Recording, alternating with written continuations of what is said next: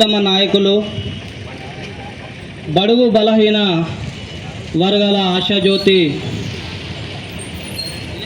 ప్రజల కోసం తప్పించే నాయకుడు doctor RS Praveen Kumar sir గారికి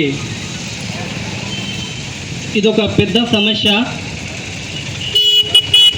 ఇది సార్ గారికి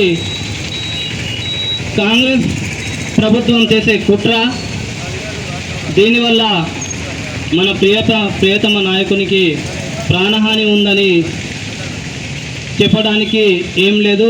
బరాబర్ రేవంత్ రెడ్డి చేస్తున్న కుట్ర.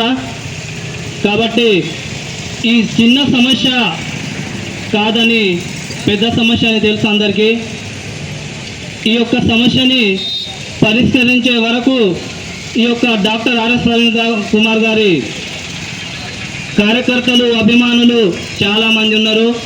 కాబట్టి ఇది ప్రారంభం మాత్రమే, మళ్ళీ జరగబోయేది చాలా ఉంది. కాబట్టి రేవంత్ రెడ్డి గారు ముందే గమనించి తన యొక్క సెక్యూరిటీని బుల్లెట్ ప్రూఫ్ వాహనాన్ని వెంటనే ఇవ్వాలని మేము మనస్ఫూర్తిగా కోరుకుంటున్నాము. నీ యొక్క పరిపాలన గురించి, నువ్వు చేసే దుర్మార్గాల గురించి, నువ్వు చేసే దొంగతనాల గురించి doctor RS Praveen Kumar sir ప్రశ్నించడం, ప్రజల ముందు బయట పెట్టడం, ఇవన్నీ గమనించి నువ్వు కక్షపూరితంగా ఈ యొక్క వాహనాన్ని సెక్యూరిటీని తీసుకొని నేను ఏదో ఒకటి చేస్తా అనుకుంటున్నావు, కానీ చేయనీయము. డాక్టర్ ప్రవీణ్ కుమార్ సార్కి ఎల్లవేళలా మా యొక్క అండదండలు ఉంటాయి. కాబట్టి ఈ యొక్క విషయాన్ని గమనించి తనకి బుల్లెట్ ప్రూఫ్ వాహనాన్ని సెక్యూరిటీని వెంటనే కల్పించి మీరు మీ పరిపాలనని సక్రమంగా చూసుకోండి.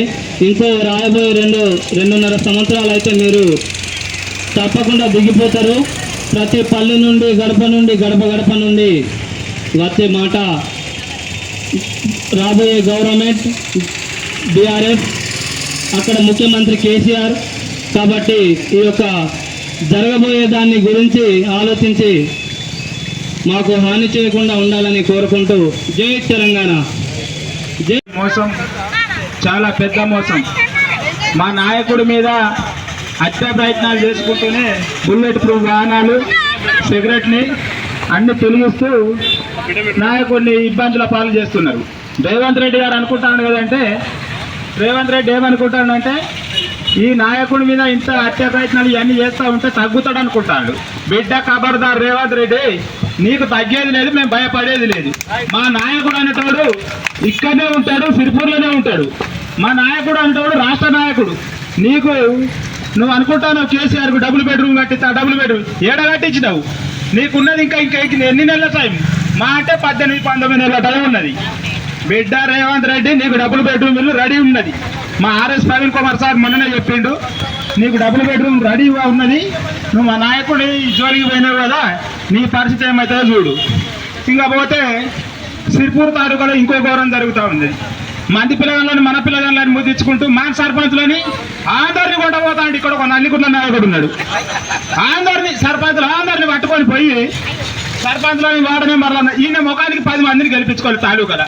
ఈయన సర్పంచులను అందరిని పట్టుకొని పోయి ఈ యొక్క అందరు మాకు పుట్టినట్టు మాట్లాడతారు. బిడ్డ, ఈ రాబోయే రోజులలో బీఆర్ఎస్ పార్టీ జెండా ఎగరడం ఖాయం. వీళ్ళందరు జైలుకు పోకడం కూడా ఖాయమే. అదేవిధంగా జై తెలంగాణ.